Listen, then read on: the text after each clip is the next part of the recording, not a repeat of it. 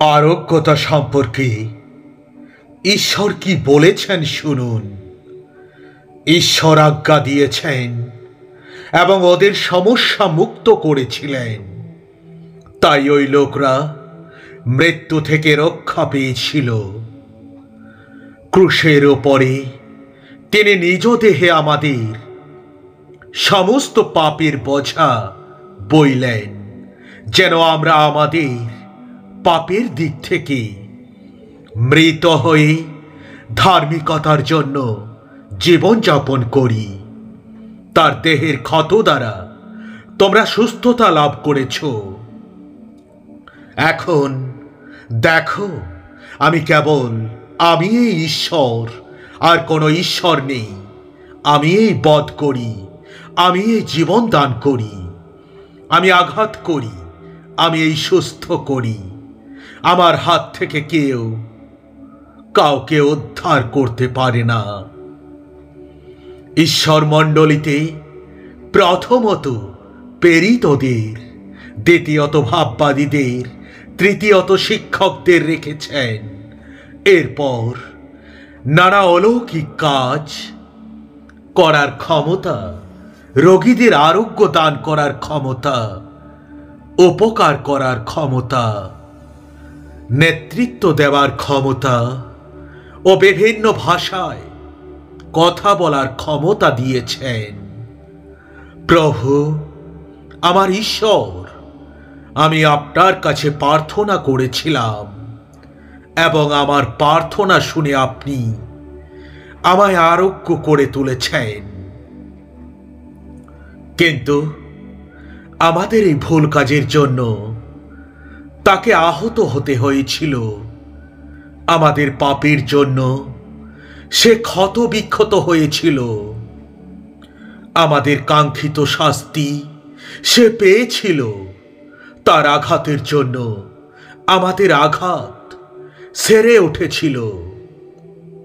সন্ধ্যা হলে লোকেরা ভূতে পাওয়া অনেক লোককে যিশুর কাছে নিয়ে এলো, আর তিনি তার হুকুমে সেই সব ভূতদের দূর করে দিলেন। এছাড়া তিনি রোগীদের সুস্থ করলেন।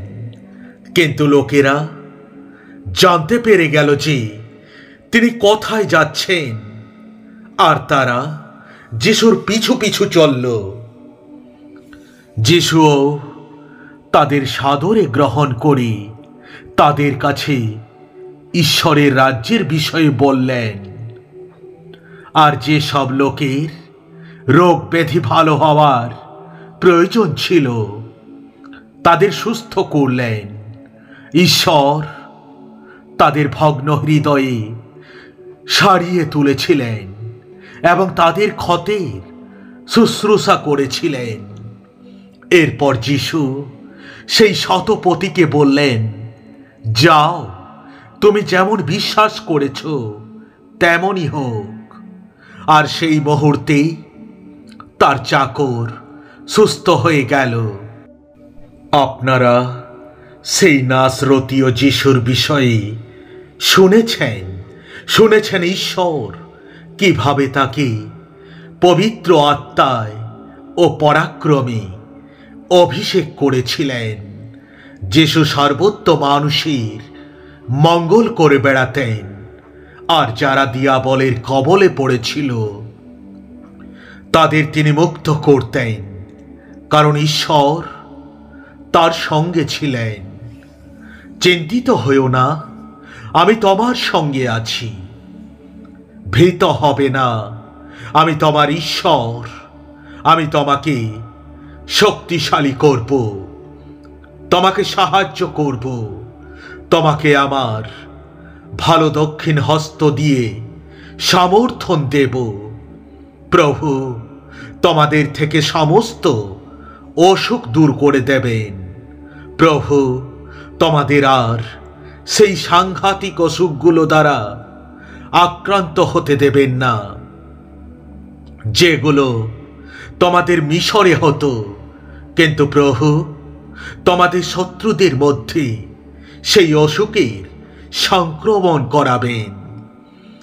সেই সময় লোকেরা ভূতে পাওয়া একজন লোককে যিশুর কাছে নিয়ে এলো। লোকটা অন্ধ ও বোবা ছিল। যিশু তাকে সুস্থ করলেন। তাতে সে দেখতে পেল ও কথা বলতে পারল। প্রভু, আমার প্রতি সদয় হন। আমি দুর্বল এবং অসুস্থ। আমায় সুস্থ করে দিন, কারণ আমার হাড়গুলো নড়বড় করছে। যদি আমার লোকরা অসৎ পথ ও আচরণ ত্যাগ করে ব্যাকুল ও অনুতপ্ত চিত্তে আমায় ডাকে, তবে আমি অবশ্যই তাদের আবেদনে সাড়া দিয়ে তাদের পাপকে ক্ষমা করব এবং দেশটিকে সারিয়ে তুলব। তোমরা অবশ্যই তোমাদের প্রভু ঈশ্বরকে মেনে চলবে। তিনি যেটা সঠিক মনে করবেন সেটাই তোমরা করবে। তোমরা যদি প্রভুর সমস্ত নির্দেশ ও বিধি মেনে চলো, তাহলে তোমরা মিশরীয়দের মতো অসুস্থ থাকবে না। আমি প্রভু তোমাদের মিশরীয়দের মতো অসুস্থ করে তুলব না। আমি সেই প্রভু যিনি তোমাদের আরোগ্য দান করেছেন। ঈশ্বর আমাদের পাপসমূহ ক্ষমা করেন। তিনি আমাদের সকল রোগ থেকে সারিয়ে তোলেন। তোমাদের মধ্যে কেউ কি অসুস্থ হয়েছ, তবে সে মণ্ডলীর প্রাচীনদের ডাকুক। তারা প্রভুর নামে তার মাথায় একটু তেল দিয়ে তার জন্য প্রার্থনা করুক। এসো, চলো আমরা প্রভুর কাছে ফিরে যাই। তিনি আমাদের আঘাত করেছেন, কিন্তু তিনি আমাদের আরোগ্য করবেন। তিনি আমাদের আহত করেছিলেন, কিন্তু তিনি আমাদের ক্ষতস্থানগুলিকে পটি দিয়ে বেঁধে দেবেন।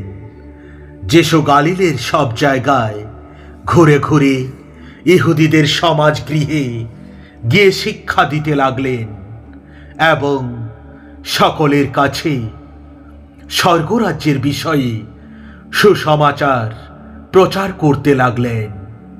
তিনি লোকদের মধ্যে নানা রকম রোগ ব্যাধি ভালো করতে থাকলেন।